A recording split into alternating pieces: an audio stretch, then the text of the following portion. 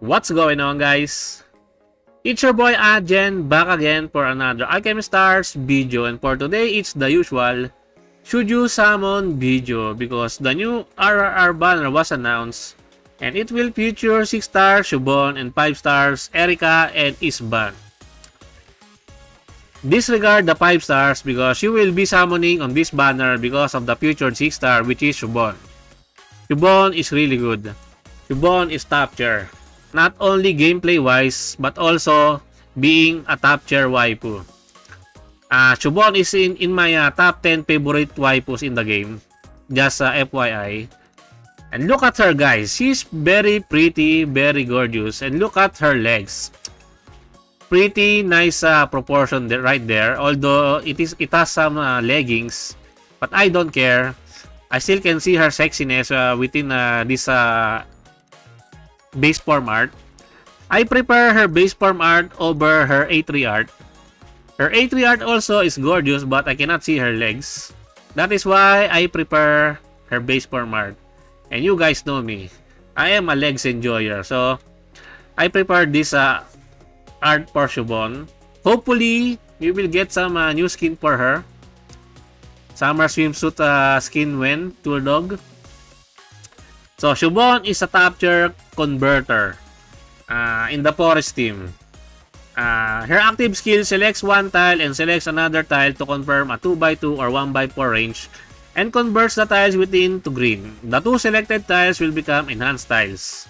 And during Aurora time, reaches 15 chain combos to reduce active skill cooldown by 1 round. Her active skill is pretty good.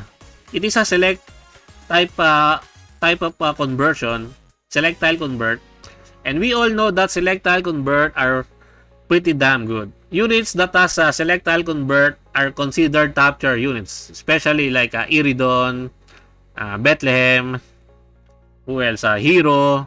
Although Hero can only select up to 2 tiles, but it is pretty powerful since it is a select tile convert. And Siobhan is one of those top tier converters that can select tiles. Although it has some restriction because you can only select in the form of a line or a square. That is how you use her active skill and her tile conversion, but it is still pretty powerful. Just take note that Siobhan will only attain her greatness once she has her first dupe, which unlocks her preemptive strike. Her BT3 unlocks her gives her preemptive strike. This one. Sadly, I don't have her first dupe. It is what it is.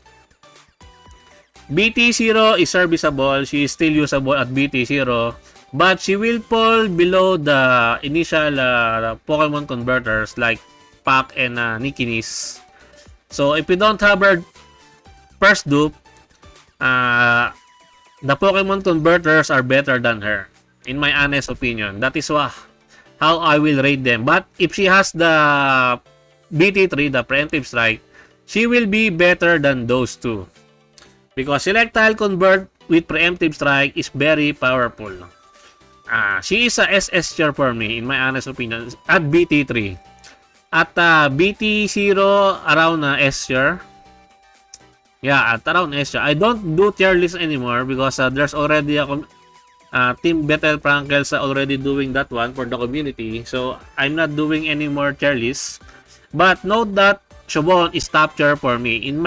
If I'm going to rate her in my tier list, she is going to be an SS tier. Now, Siobhan is very powerful on enhanced team monoforest team. So, what do I mean by enhanced monoforest team? So let's take a look at some team formation for a forest enhanced team. So replace Lenoa here. Let's filter this one with forest. Paloma. You can have your Siobhan. Then you can have your Luis. This team, if you don't have a pack, you can either use Nikinis also. In this spot. But I prefer pack because my pack is MBT. My Nikinis is only at dupeless, no dupe. You need some dupes for your innate preemptive converter for Pac and Ignis for this team to fully shine. And also, all of them should have preemptive strike. You need max BT for Luis for this team to fully shine. And you need some preemptive strike for Paloma. This team, this enhanced forest team is pretty powerful because all of them, most of them except Luis can produce enhanced green tile. And stepping on enhanced green tile will activate Paloma and Hero's passive. And if they activated in the enhanced, if they walk into an enhanced green tile, they become very powerful. As you can see her equipment skill, whenever passing through an enhanced tile, gains 1 stack of barb mark, and each stack increases chain combo and normal attack damage by 10%. So each stack. Imagine how many enhanced green tile you can produce. Paloma will hit very hard. Even she is a sniper, she can still hit pretty hard against multi-tiled enemies. And that is why Paloma, I believe, is much better than Migard if we are to compare both snipers. But Migard has her utility, which is teleport, but it is what it is. Paloma is very powerful, especially in enhanced green tile focus team. And this is the team that used for that one. Siobhan can provide 2 enhanced green tile. Pack can generate randomly, although for Pack it is random. The conversion of enhanced green tile is random. And the good thing about this, Hero can also convert to. The good thing about this team, guys, is that all of them have a very good synergy. Not only for the enhanced green tile, but also their cooldown. You might say that Pack has only 2 rounds cooldown, but if you wait for 1 more round, her cooldown will align with the cooldowns of these 4. And if you wait for 1 round, you will activate Pack's breakthrough, which is the BT3, BT2, this one. If the skill was ready in the last round, increases the tile converting count by 1 in this round. So you will be converting 1 more tile if you wait 1 more round to align her cooldown to the cooldowns of this one, because Paloma has 3 rounds cooldown, Siobhan has 3 rounds cooldown, MBT Luis has 3 rounds cooldown, and Hero also has 3 rounds cooldown.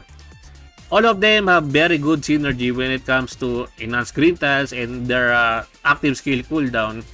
And also, Siobhan and Luis are usually enough in most content where you really don't need a dedicated healer to bring in the team. Because Siobhan has a shield. That is why Siobhan is pretty good. Her utility is top notch. And Luis has some form of pseudo healing if you enter Aurora time. And with Siobhan's shield and Luis healing, usually those are enough for clearing most of the content. There are certain stages where you really need to bring a dedicated healer, but you can just swap out Luis for that one and still run this team as a very powerful team. Because Siobhan, Pack, and Hero, these converters are already pretty good enough, and Hero and Paloma will take care of the damage. And Luis here will also just boost your damage because Luis is a double chainer, and we all know that double chainers are really good. The only problem for you guys, for us players, with regards to the launch of Siobhan's RRR banner is that the schedule is pretty tight, and we all already got the news that Bethlehem rerun banner is coming. So it is a very hard decision if you will summon for here. So know your priorities. That is my advice. The problem is that this banner will only last for 1 week, so we still don't know what will be the kit for the upcoming part 2 of the event, the new upcoming units. So, but if you have the spare regular players, it is good to spend here. But take note, guys, with the release of Siobhan, Ruby and Florine is next in line. Those two are coming also very close, and I know a lot of players are waiting for Florine because Florine is damn OP. Florine is very powerful, especially if you have Reinhardt in your Thunder team. That is why this one is pretty hard. It is a pretty hard decision. I don't really recommend spending your Lamb Ambers here. If you have the regular players, then go do so. Or maybe just wait for Florin, because Florin is much better in terms of usefulness. No, maybe they're both useful. They are both OP, but in my honest opinion, you will have a lot more fun using Florin in your Thunder team than using Siobhan in your Forest team, because the problem with Forest is that Forest is pretty stuck. Yeah, Forest is pretty stuck, not gonna lie. I don't usually use Forest anymore. I only used the Forest team when I was doing the Thunder Jasper farming, but that is only the time that I use Forest. My favorite right now is Fire team. Yeah, Fire team is pretty strong because of Alterlin and Smokey combined in a team. Those two are pretty good, pretty damn strong. But yeah, it's very hard. It's a very hard decision if you will go for Siobhan. But if you are a waifu player and Siobhan is your waifu, you really don't need to ask yourself if you will summon for her or not. Waifu players don't need enough reason to summon for their waifus. Just summon all the way because they are your waifus. I'm glad that I already have my Siobhan. I'm really not chasing her dupe. I will just wait for her first dupe to spook me in my upcoming future summons. So yeah, regarding the featured 5-star Isban and Erika, as I've said, you really don't care about those 5-star because you will be summoning on this banner because of the featured 6 stars, and aiming for the featured 5 stars are really not recommended because the rates for getting the featured 5 star is very abysmal, very low. And Isban is pretty good. I brace him, but I don't use him. I really don't know why, because maybe he is not waifu. For Erika, Thunder team is also pretty stuck. You will not use Erika. Maybe if you're lacking some, if you need some tile reset, then maybe Erika is a good choice. But I don't really use Erika. I raise Erika, but I don't use her in my team. Because that is the sad truth about in this game, guys. The 5 stars, unless you are a converter or a double chainer, or your DPS output is something like Aria tier, then you will just get neglected. Because most of the teams runs a 6-star lineup. That is the sad truth. Only utility units are considered in the lineup if they are a 5-star, or maybe if you are doing some Calamity Codex or the what is that game mode, the Pandora Box. Only those game modes you will use the 5 stars, but in most general content you will not probably be using those 5 stars unless they are very good 5 stars. That is my opinion, guys. Anyway, guys, to everyone who are summoning for Siobhan, I wish you good luck. And may all Siobhan wanters become Siobhan havers. And that's it for me for today, guys. I hope you enjoyed this video. Please leave a like and subscribe. I would really appreciate it if you could help me grow my channel more. And thank you to everyone who are supporting my channel. I appreciate every one of you. Until next time, peace.